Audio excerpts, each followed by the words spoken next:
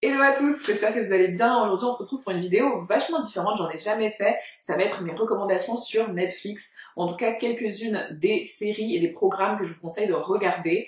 Je pense que ça peut être sympa avec le confinement. En tout cas quand je filme cette vidéo on est en confinement, quand elle va sortir, rien n'est sûr.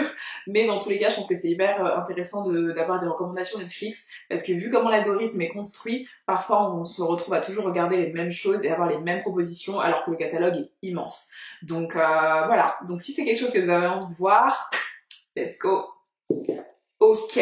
Donc par contre, je m'excuse d'avance si les couleurs sont un peu, voilà, il fait nuit, j'ai juste ma light, donc les couleurs sont peut-être pas au top. À chaque fois que je vais vous parler d'un programme Netflix, je vais vous mettre la photo quelque part, histoire qu'on sache bien de quoi on parle. J'ai mes petites notes sur mon téléphone, et le premier programme dont je vais vous parler, c'est chez mon invité David Letterman, ou le David Letterman Show. Je regarde Netflix en anglais, donc je vous mettrai l'image française avec le titre français ici et en barre de description.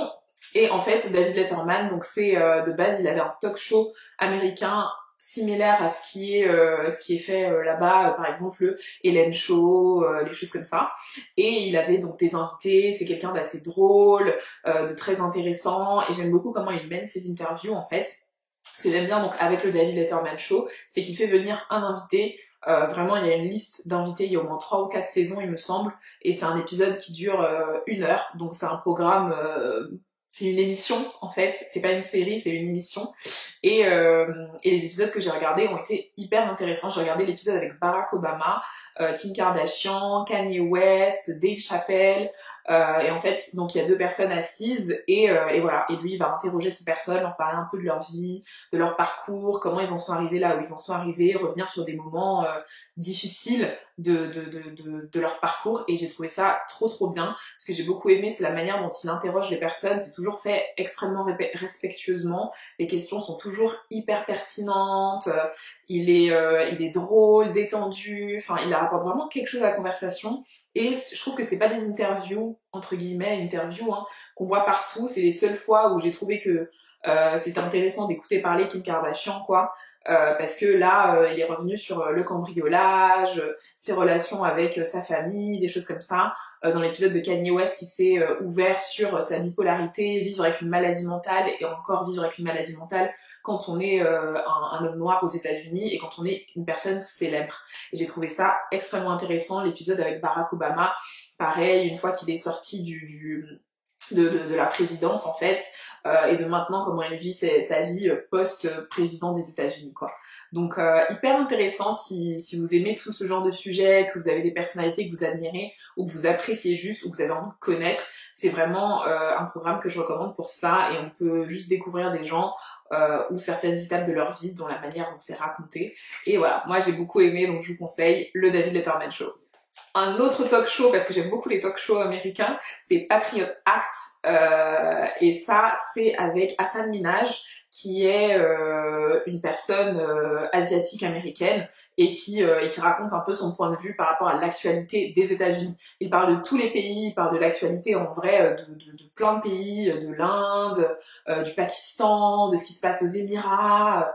Voilà, franchement, c'est super intéressant si vous aimez suivre l'actualité en fait. Et il va commenter l'actualité avec plein de blagues, c'est hilarant.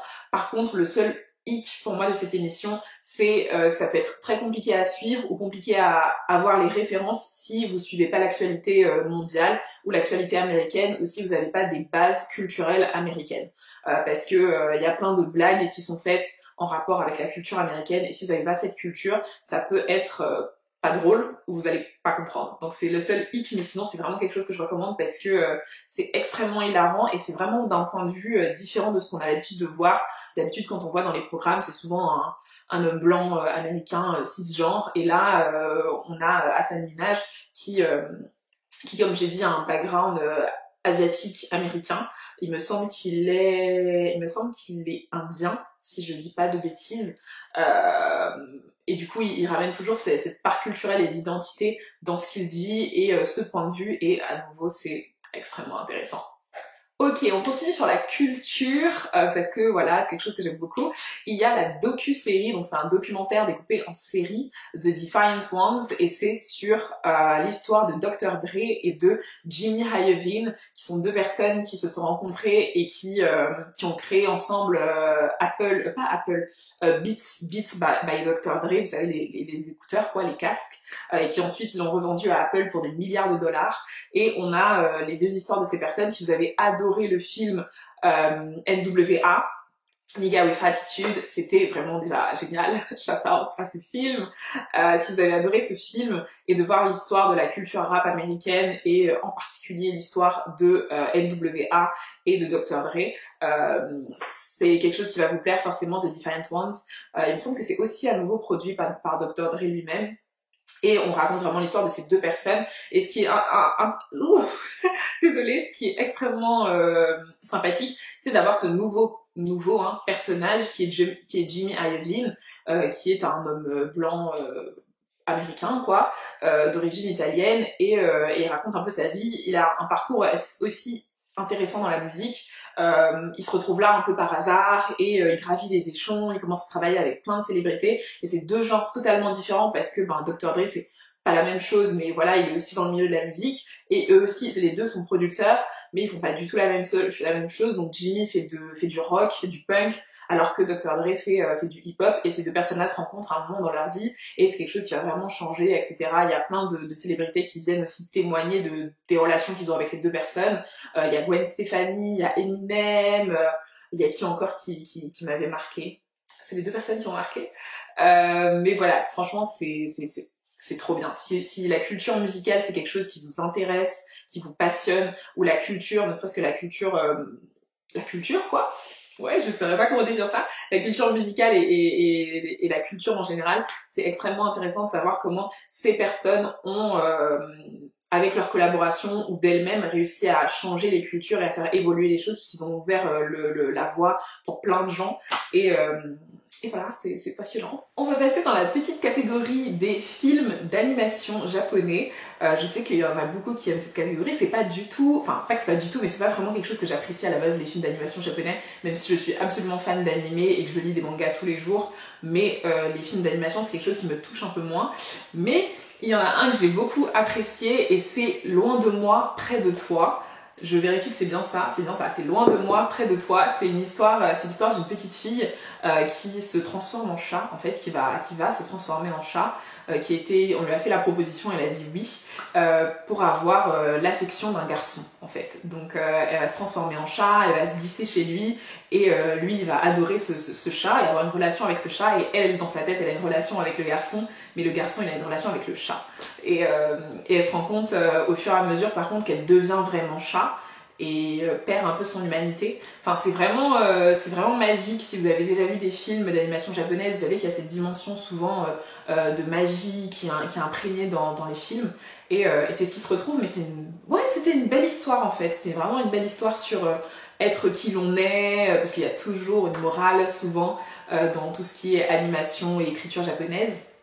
Et c'est une belle histoire sur être qui l'on est, est-ce qu'on veut vraiment changer, est-ce que ça vaut le coup, accepter les coups durs de la vie et pas changer et pas chercher à se changer soi pour l'accepter ou à fuir les choses. Enfin c'est vraiment très beau, les animations sont merveilleuses, les films japonais sont, enfin en tout cas les japonais en termes général sur l'animation sont assez imbattables. Et donc l'animation est très belle et l'histoire est extrêmement poétique et enfin voilà, moi j'ai adoré. Donc si vous avez aimé Your Name, vous allez aimer Loin de moi, près de toi. Donc pour les connaisseurs, go watch it. On reste sur l'univers japonais et je vais vous parler de la série animée. Donc c'est un animé donc en plusieurs épisodes, ce n'est pas un film d'animation. Je vais vous parler de Your Lie in April. Ok, Your Lie in April. Enfin, je vous mettrai le titre. Mais ça, c'est vraiment l'un de mes meilleurs, c'est vraiment l'un des top animés. Tu vois, il est dans mon top, dans son genre, il est dans mon top. Tu vois, il doit être le premier de la liste, un truc comme ça. C'est vraiment sympa, et même les gens qui ne regardent pas de manga, enfin attention, les mangas ça ne se regarde pas, ça se lit. On regarde des animés et on lit des mangas, je tenais à vous dire ça. Mais pour les gens qui n'ont pas l'habitude de regarder des animations japonaises, je vous conseille vraiment de commencer par Your Lie in April, parce que c'est vraiment une histoire extrêmement touchante. C'est une histoire de musique. C'est un garçon qui est musicien à la base, il va rencontrer une jeune fille qui est musicienne et ils vont construire ils vont construire une relation et cette fille va le pousser dans ses retranchements à grandir en tant que garçon, en tant que jeune petit garçon, à grandir et en fait à assumer ses émotions et à guérir de ses propres traumas en fait. Donc c'est extrêmement touchant, c'est d'une poésie incroyable. Moi je suis vraiment un peu, voilà, moi j'aime beaucoup tout ce qui est poésie et c'est d'une poésie incroyable, la manière dont c'est écrit, la manière dont c'est filmé, l'animation est beautiful, magnifique et la relation des deux protagonistes est vraiment très très belle. On comprend pas tout de suite le nom qui veut dire un mensonge en avril, c'est vraiment au dernier épisode qu'on comprend pourquoi ça s'appelle comme ça. Et donc ça, t'as ce suspense de se dire mais tu comprends pas quel mensonge, à quel moment. Et mais c'est vraiment une superbe histoire, surtout si vous aimez beaucoup la musique. Il y a du piano, du violon et la manière dont les émotions sont retranscrites pendant qu'il joue de cet instrument et la manière dont il se sert de ces instruments pour transmettre des émotions et à nouveau faire face au traumatisme que ces deux personnes ont vécu. C'est extraordinaire, franchement c'est extraordinaire. Je trouve que c'est une série d'animation à regarder au moins une fois dans sa vie, Your Lie in April, parce que c'est vraiment beau, c'est touchant, c'est merveilleux en fait. J'ai vraiment adoré du début à la fin, et c'était mes meilleures larmes, ok, mes larmes en mode ça dégouline et tout, faut mettre des mouchoirs, tu vois, c'est pas les larmes en mode petite goutte là, non, c'est les grosses larmes sa mère là. Comme quand tu regardes Grey's Anatomy, c'est les mêmes larmes, c'était exceptionnel, franchement. S'il vous plaît, regardez. Et pour ceux qui ont déjà vu, dites-moi qu'est-ce que vous en avez pensé. Parlons de Your Lie in April, parce que s'il y a un truc que vous devez retenir de cette vidéo, c'est d'aller regarder Your Lie in April. Ok, maintenant, on va passer dans la catégorie séries, d'accord? Donc les séries classiques, hein, voilà, celles qu'on connaît. Et une série à laquelle je ne m'attendais pas du tout à apprécier. Je faisais grave la meuf sceptique, mais qu'en fait j'ai vraiment adoré et que je trouve à nouveau c'est quelque chose à voir au moins une fois dans sa vie. C'est It's Okay Not to Be Okay. Ok, c'est une série coréenne. Vous n'avez pas intérêt à quitter cette vidéo parce que je dis que c'est une série coréenne. Ok, apprenez à regarder des gens non blancs dans des séries et ça claque, d'accord? Ok, c'est pas parce que c'est une autre culture que vous allez pas vous y retrouver, que vous allez pas réussir à vous connecter. Je tenais à faire ce petit disclaimer. Donc It's Okay Not to Be Okay, c'est une histoire merveilleuse entre deux personnes, un homme et une femme, voilà, grand classique. Et en fait, c'est un côté hyper film d'animation, à nouveau, je trouve. C'est un côté extrêmement magique, la manière dont c'est fait. Alors j'aime pas du tout les trucs fantastiques, hein, on dirait pas, mais voilà, j'aime pas les trucs fantastiques à la base. Mais c'est une histoire entre à nouveau un homme et une femme, et ces deux personnes, en se rencontrant et en s'aimant, en tout cas en ayant une relation, vont parvenir comment dire ça, à guérir de leur traumatisme à nouveau. Quand je dis traumatisme, c'est des choses terribles qui leur sont arrivées dans leur vie, des décès, des parents blessants, des choses comme ça. Et en fait, ils vont réussir à passer, pas outre ces choses-là, mais à comprendre qu'il y a un problème et que ça vient de là, et à ensuite être plus grand que ces problèmes-là via leur relation. En plus, j'adore l'actrice principale, elle est magnifique. Et son personnage, c'est une femme qu'on n'a pas l'habitude de voir en fait. C'est une femme qui fait peur. Tout le monde, c'est une écrivaine et tout le monde a peur d'elle dans son édition. Quand elle arrive, tout le monde a peur, tout le monde cache les armes pour pas qu'ils la tuent. Enfin, c'est des trucs en mode what the fuck. Et c'est une femme de pouvoir, elle est riche, elle est puissante, elle fait tout ce qu'elle veut. C'est comme si pas que son cerveau était déconnecté, mais tout ce qu'elle pense, elle le dit. Et il n'y a pas de traitement, tu vois, avant dans ton cerveau. Et elle a cette froideur qu'elle dégage au tout début qui devient extrêmement chaleureux au fur et à mesure de chaque épisode. C'est assez fascinant la manière dont ils ont réussi à transmettre ce genre d'émotions. Et à nouveau, comme je dis, on s'attend pas à ce genre de personnage qui est froid, un peu méchant, mais pas tant que ça. Elle est juste spontanée et elle dit un peu que ce qu'elle pense et ce qui passe par sa tête, quoi. Et elle ressent les émotions différemment. Et t'as un peu ce rôle qu'on lui a donné de femme sorcière, ou qui a été maudite par une autre sorcière. Et t'es en mode waouh. et le garçon, tu penses que c'est lui qui va la sauver, mais au final c'est l'inverse. Au final, à un moment, ils se sauvent chacun, et dans l'histoire, t'as aussi donc du personnage principal masculin qui a un frère autiste qui est plus grand que lui. C'est le grand frère et du coup il doit quand même s'en occuper et donc t'as cette relation et ce développement de relation entre les deux frères qui est aussi extrêmement attendrissante et touchante. Et je trouve que la manière dont ils ont montré l'autisme en tout cas était aussi extrêmement différent que de ce qu'on voit d'habitude, en tout cas de ce que moi je vois d'habitude. Et c'était touchant, franchement c'était beau, c'était touchant, c'était divertissant. Les épisodes sont longs par contre, ok, un épisode dure 1 heure à peu près, mais vu tout ce qu'il y a, enfin dans l'épisode, c'est vachement sympa. J'ai commencé à accrocher, je pense, à l'épisode 2 ou 3. Ou en tout cas dès qu'il y a cette confrontation, ce choc frontal entre les deux personnages, je me suis dit je vais continuer à regarder. Tu vois, au départ j'étais un peu en mode bon, je sais pas trop. Et dès qu'il y a eu la rencontre entre les deux protagonistes, là je me suis dit vous m'avez eu vous m'avez eu, c'est pas du tout cucu. C'est pas du tout la rom-com auquel on s'attend ou quoi que ce soit, c'est pas spécialement fleur bleue, c'est vraiment quelque chose d'à part de ce que j'ai l'habitude de voir dans des séries romantiques où t'as un mec et une meuf et ils s'aiment quoi. Enfin, ils s'aiment, voilà. Mais ça n'a rien à voir avec ce qu'on voit d'habitude. C'est ce que j'ai beaucoup aimé, c'est que ça sort totalement du contexte des séries amoureuses que j'ai l'habitude de consommer et que j'adore, mais c'est juste extrêmement différent et du coup c'était rafraîchissant de voir ce genre de série et à la fin t'es en mode mais t'en veux plus, tu vois, c'est fini, mais tu te dis ah j'aurais aimé en avoir plus parce que c'était vraiment frais. Donc je vous conseille vraiment It's Okay Not to Be Okay, et à nouveau ceux qui l'ont vu, dites-moi en commentaire qu'on en discute. La dernière série que je vais vous conseiller s'appelle Valeria, donc c'est une série espagnole qui est trop sympathique.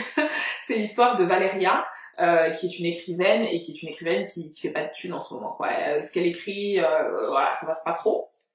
Et du coup, elle fait pas trop de thunes et elle essaye de s'épanouir dans l'écriture parce que c'est ce qui lui plaît. Et son mec, elle lui a juste dit de trouver un taf. Enfin voilà, ils sont un peu en mode déconnecté. Et puis elle a des copines et les copines la boostent et en même temps la relation qu'elle a avec ses copines est vraiment drôle et vraiment réaliste avec les relations qu'on a avec nos copines, nous les femmes quoi. J'ai bien aimé comment ces relations étaient dépeintes. Et puis elle rencontre un autre homme qui lui donne un peu tout ce que son mari ne lui donne pas en fait. La pousse, l'inspire, la fait rire, enfin voilà. Je ne spoile rien, ok.